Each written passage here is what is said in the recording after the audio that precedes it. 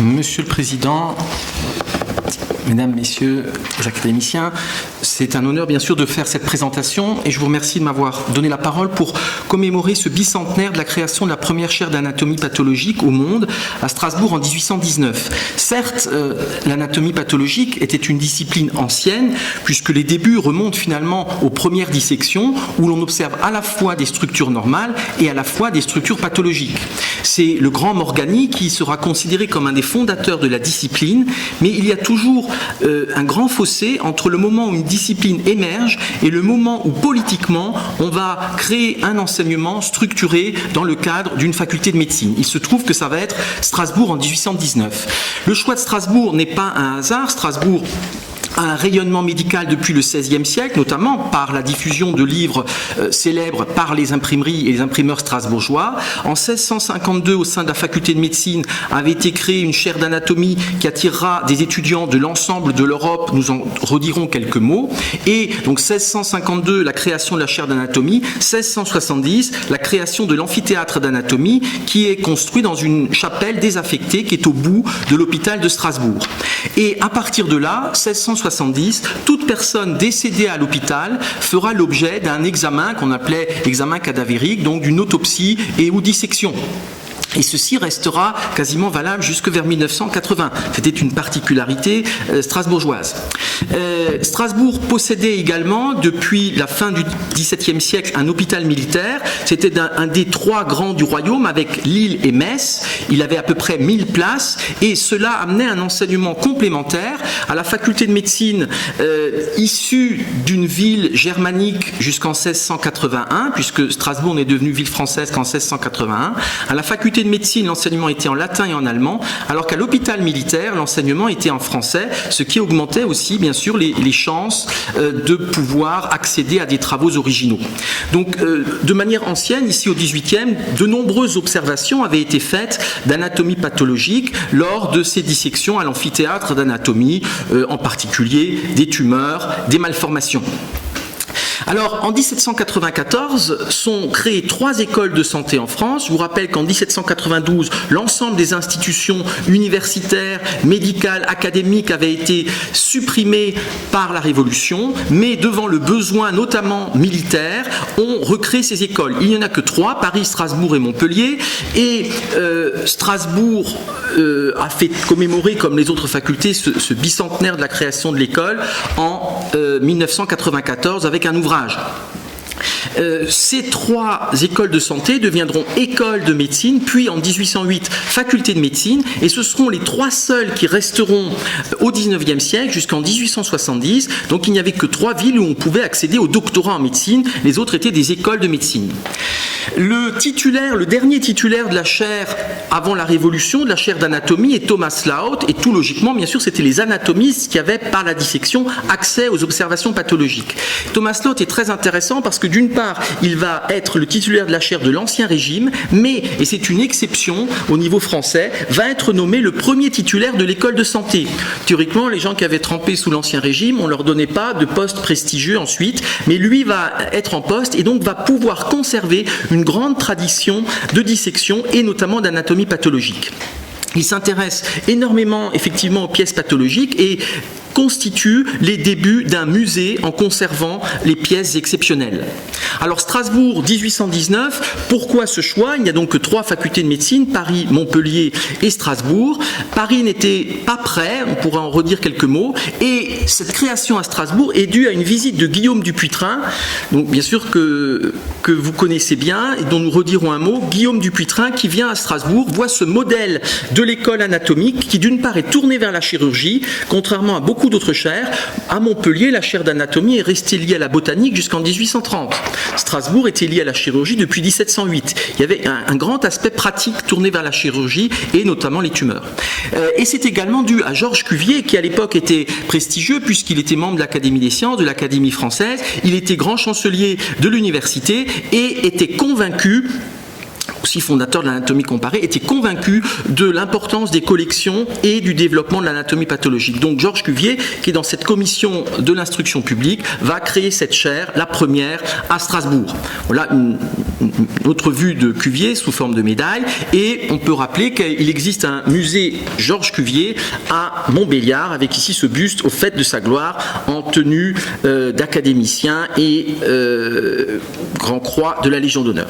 Ici, le premier titulaire en 1819 qui est choisi par Dupuytren et Cuvier, et donc par la commission d'instruction publique, est Jean-Frédéric Lobstein, dit le Jeune. J'ai mis ces dates de naissance et de décès en rouge car ce sont exactement les mêmes que Dupuytren. 1777, 1835, c'est une coïncidence, mais ils ont effectivement totalement un parcours chronologique similaire.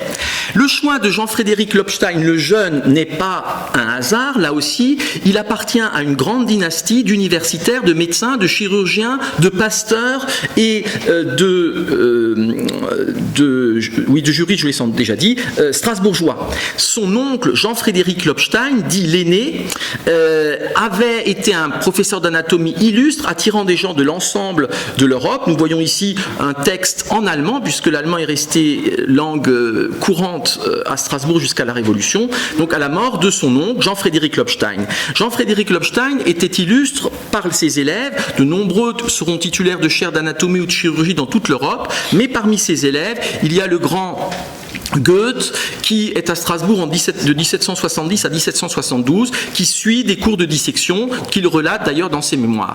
Parmi l'entourage de Goethe, il y a de nombreuses célébrités, Jung, Stilling, Herder qui se fera opérer d'une fistule lacrymale par Jean-Frédéric Lobstein, l'aîné. Donc il y a là toute une tradition familiale, en plus d'une tradition municipale ou de la ville.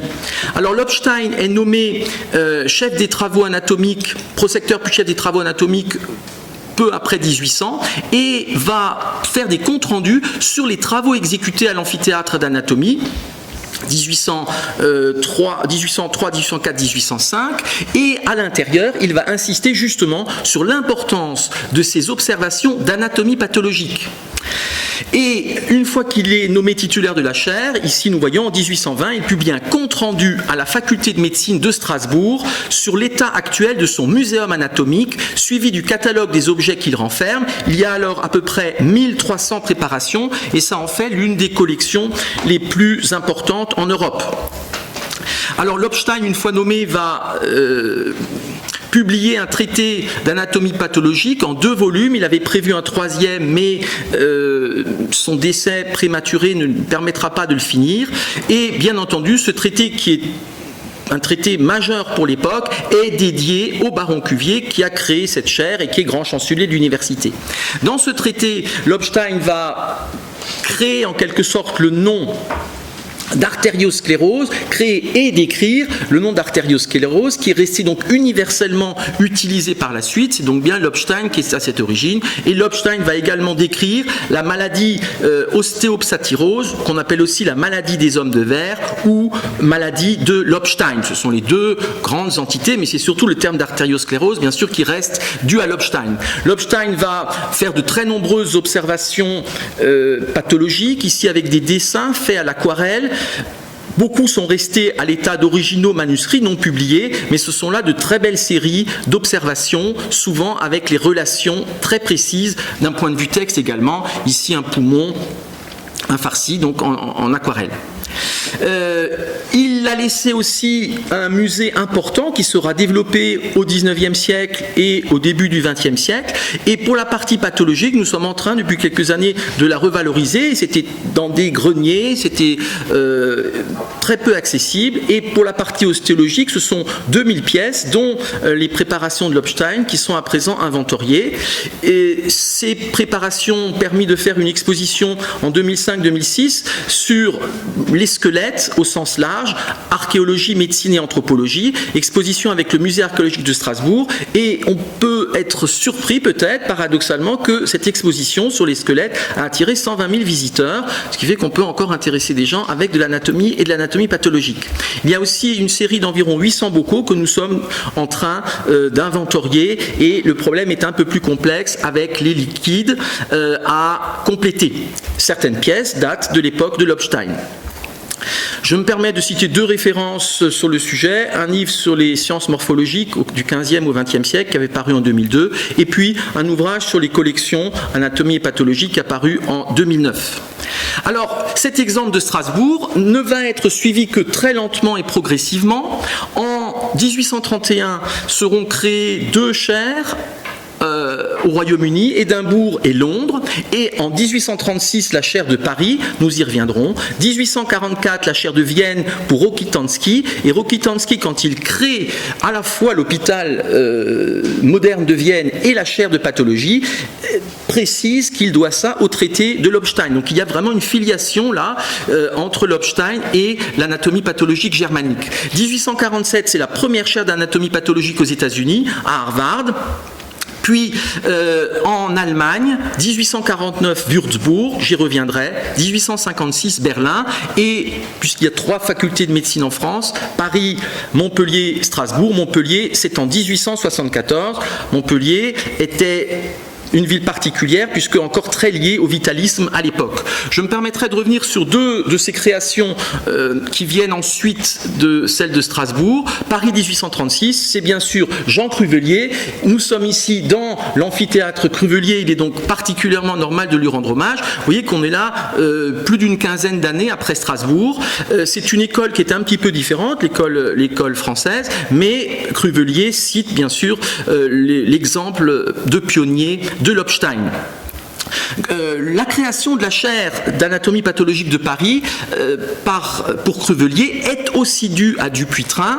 Dupuytren, en effet, lègue par testament à sa mort une somme de 100 ou 200 000 francs or pour la création spécifique d'une chaire d'anatomie pathologique. En fait, le doyen Orfila va en changer l'attribution pour créer non pas la chaire, mais créer le musée Dupuytren, qui portera son nom et qui malheureusement est aujourd'hui fermé. Donc Dupuytren est vraiment à l'origine de 2 créations de chaires d'anatomie pathologique. Donc les liens entre chirurgie, dissection, autopsie et anatomie pathologique sont vraiment essentiels. Et bien sûr, ce siège, c'est ici les Cordeliers. Cette vue est assez belle puisque c'est avant la construction du bâtiment où nous sommes, où nous voyons la façade complètement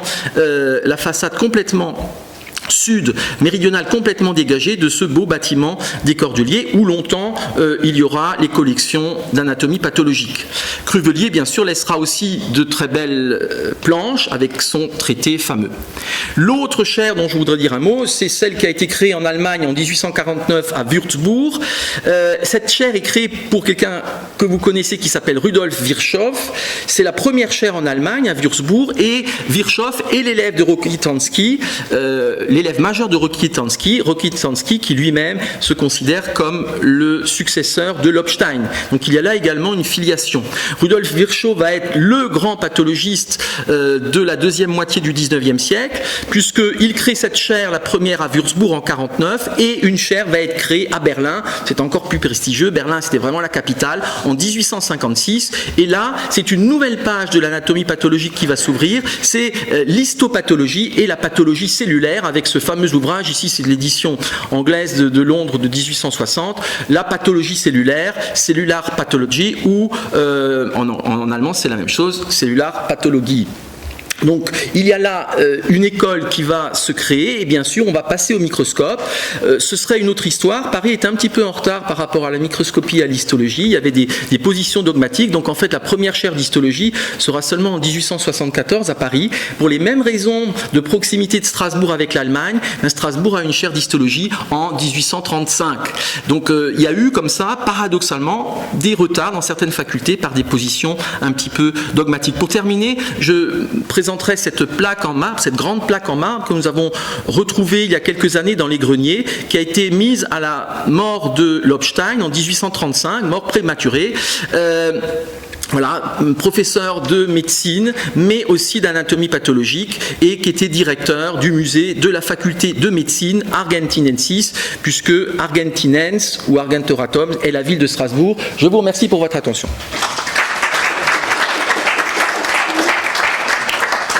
Merci beaucoup Jean-Marie.